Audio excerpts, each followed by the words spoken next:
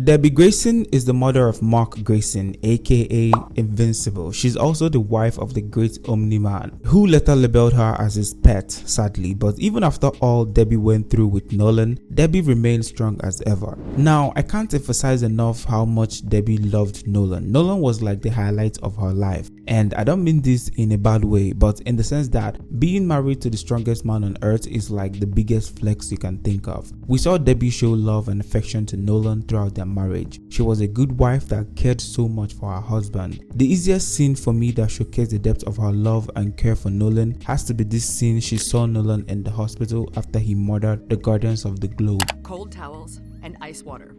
And have a cot brought in here for me. At that moment, Debbie didn't care that she was in. As the Global Defense Agency, we have access to medical technology far beyond any normal hospital. Her first instinct was to patch him up, just like she always had. Deborah, we've got the best I've training. patched Nolan up for 20 years, Cecil. I am not leaving. That scene perfectly captured her unwavering love and affection because no matter the circumstances, Debbie was always ready to care for Nolan. Debbie's caring nature wasn't limited to just her marriage, it extended to every aspect of her life. Despite being the only one in her family without any superpowers, Debbie never showed any resentment about not having any superpowers. She never made snide remarks and never diminished Mark's or Nolan's abilities. She fully embraced her role in their lives and played it with great love. This was best demonstrated when Mark gained his powers. Debbie had always related with Mark on a personal level because they were both the ones without powers in her family at the time. But once Mark became invincible, that dynamic changed. She could no longer fully relate with either him or Nolan because she cannot fly or move at a super speed. Suddenly it became Mark and Nolan training together, saving the world and sometimes even fighting to the death. Debbie on the other hand remained grounded and accepted her role in their lives with love.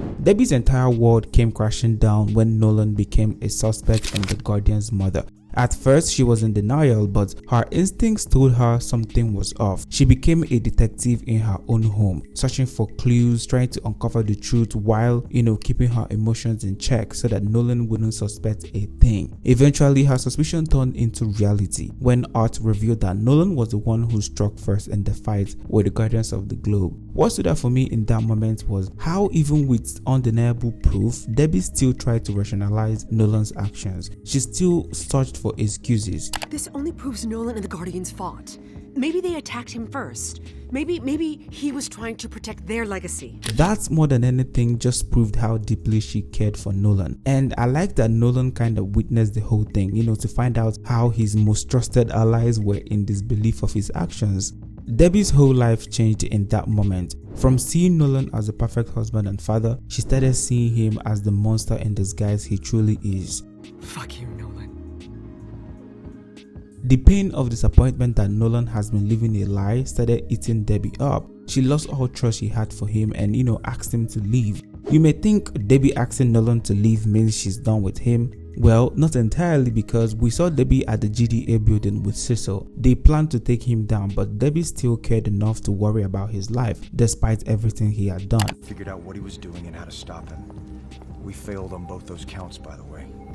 What do you mean stop him? Do you mean kill him?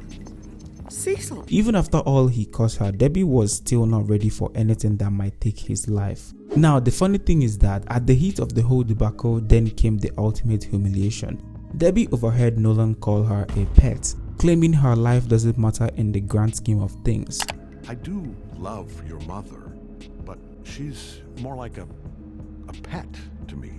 A pet? Now, imagine being publicly degraded in front of your son and the whole world by your own husband, someone you once took pride in being married to. That must be the worst thing that can happen to anybody. The whole events that transpired between Debbie and Nolan traumatized Debbie to the point that she doesn't even know when she reacts to random people. Because there is a scene where we saw her closing a deal with some clients. She unknowingly reacted to the couple's argument and muttered, "She's not your pet." You can decide where we live.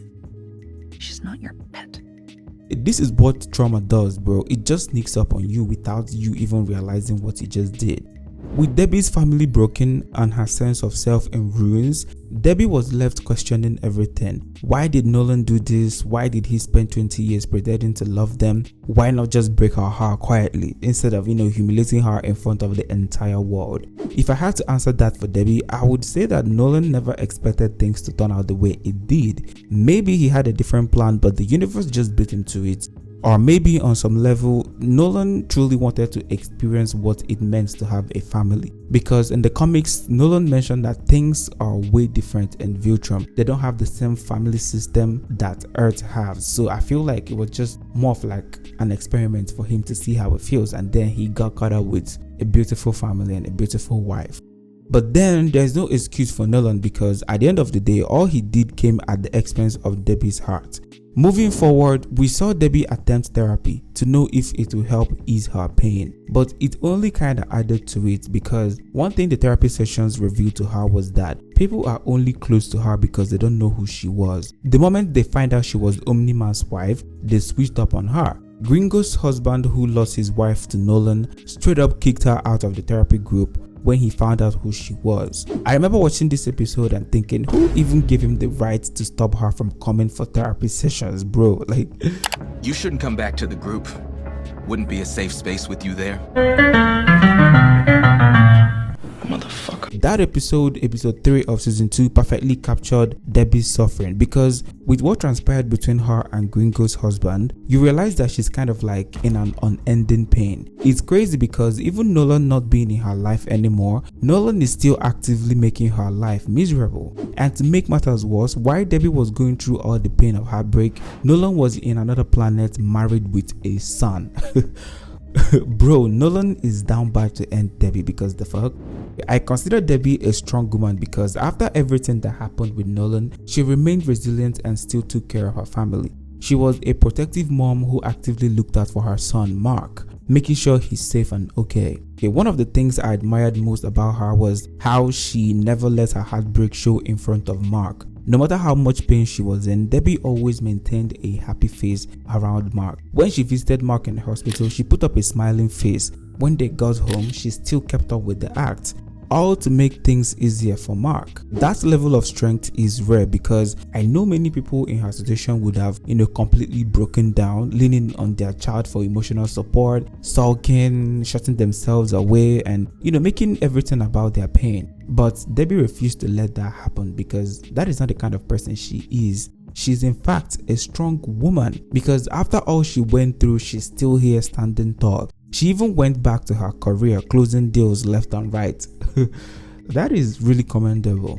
With Nolan gone, Debbie took on the responsibility of ensuring Mark had his freedom when dealing with Cecil. She always had Mark's best interest in mind, especially regarding the GDA. A perfect example of this was when she rejected Cecil's financial support. You wouldn't be protesting half as much if the money wasn't a way to keep a hold on Mark. And on me. We take it, we feel we owe you.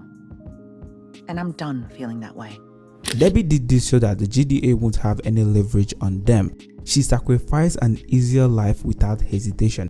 That is really a strong thing to do. Imagine rejecting a whole financial support from an organization like the GDA. It just shows how strong she is. That moment perfectly highlighted Debbie's assertiveness in setting boundaries. She never hesitated to speak her mind, and she maintained distance with Cecil throughout the show. I really like that, because Cecil would have been calling all the shots happening in their life. Now, might I add Oliver? Debbie accepting Oliver, knowing fully well he was Nolan's son, was truly compelling, because she could have easily rejected him. After all, he wasn't her child. He was Omni-Man's child, the same man who tore her life apart.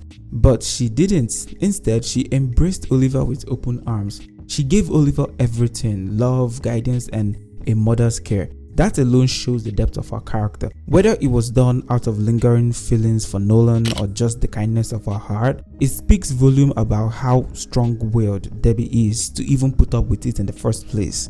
The only thing Debbie battled during her moment of grief was why she still cared for Nolan. She couldn't fully understand why. Art had to remind her that he always saw her as a strong woman for handling things the way she did. I also love the way Art put it that Earth was only safe because of Mark. but it was Debbie's strength that made it possible for Mark to become the person he is, because she endured everything and still held it together, even for someone as complicated as Nolan. To be honest, having someone like Nolan as your husband and then raising a family with him is crazy work, but Debbie made it all seem so easy. So that is a strong woman right there. Debbie Grayson's character is one of the most well-written and developed character in Invincible. Her journey throughout the series is a powerful exploration of human emotions, resilience, and the impact of betrayal. She survived everything Nolan put her through, faced villains like Axstrom Levy, and through it all, she's still here standing strong. Because of that, the award for the strongest woman in Invincible goes to Debbie Grayson. If you made it to this level of the video, you are the real MVP. I really appreciate you watching the video. Please like the video and subscribe to the channel. What do you think of Debbie as a character? Do you agree that she's the strongest woman in Invincible series? Let me know in the comments. I'll see you guys in my next video. I'm out of here.